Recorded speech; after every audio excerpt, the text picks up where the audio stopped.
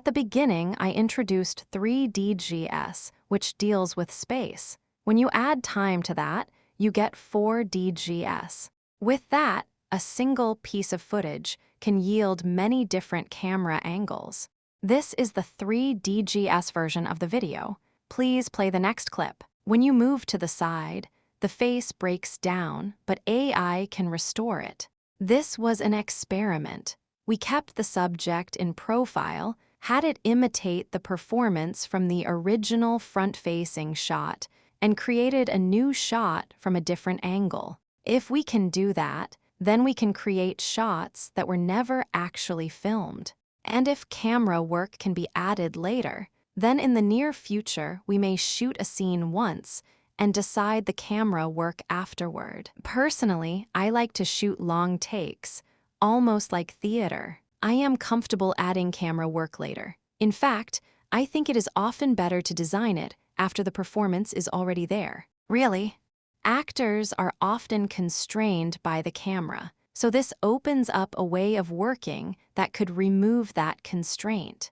There is software called 4DGS for this on GitHub, and that is where people share it. Even downloading it takes real technical know-how.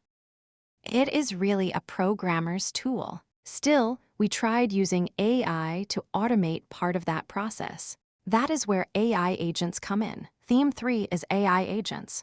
These AI tools have something called nodes. A node defines how the image is built. That is what a node is. And the agent can even help assemble complicated node graphs. It can do other things as well, like write emails. We have ChatGPT draft emails, then paste them into mail. What I mean here is different. The agent can launch the mail client on its own, fill in the addresses, and write the email as well. So I used it a lot to organize folders. I also used it for location packs. For example, if I asked it to gather a large folder of location images and make thumbnails for each location, it would do that for me. If I had a lot of costumes, it could build a costume sheet in Excel and suggest where each look appears in the scene. Normally, a chat tool makes you copy or download things, but this agent did it all on my machine. So I think of AI agents as administrative assistants for video production. It can also support the technical side. I also tried using one for video editing. In DaVinci Resolve, some formats let an AI agent drive the software. If I say, insert this cut, swap these shots, or edit it like this, exactly that. That really surprised me. To summarize, watch the opening digest again, the flow is clearer. Please play it.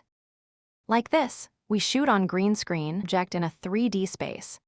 Using 3D Gaussian splatting, adjust the location and render it out. Then use AI for a final polish. So, some live action. And other times convert it into different styles. That is the full pipeline. This is the way we build these projects. Right now, the individual technologies still exist separately. Camera tracking, motion splatting, style transfer, all of those separate tools, we are integrating them into a workflow that is easier for us to use. And that is what we have built. That is today's summary. It's my proposal for how we are working today. In the next 5 years, AI-based video like this will spread, and I think costs will drop dramatically. At the production level, companies that mainly survive on client service production work are going to feel a major impact. 5 will probably be companies with well-known IP, or companies that handle the kind of companies clients still trust with premium work. That is why, at least for now, we want to create our own IP as well and become IP holders ourselves, and on using this integrated AI workflow to support those creators and clients. So we want to continue providing production support. In the end, the video technology itself for everyone. So it will not be about technique alone. What matters is what you chose to express and why you chose to express it. That's something only a human can do. That is the real question. What value can only a human bring? That is what I want to keep pursuing. By using AI, I do not want us competing on price alone. I do not want Japanese production companies tearing each other down. Instead, I want us to collaborate. With this workflow, we can protect human value. In one project, this may be maybe something else, and that is what we explore. Personally, I would rather help people create work beyond AI. If production companies and creators can collaborate and build that future together, I think that would be the best outcome. Everyone here is a professional in their own field, so if that kind of chemistry can happen, I think it would be very exciting. Yes, so with that, I would like to bring my talk to a close. Done, thanks.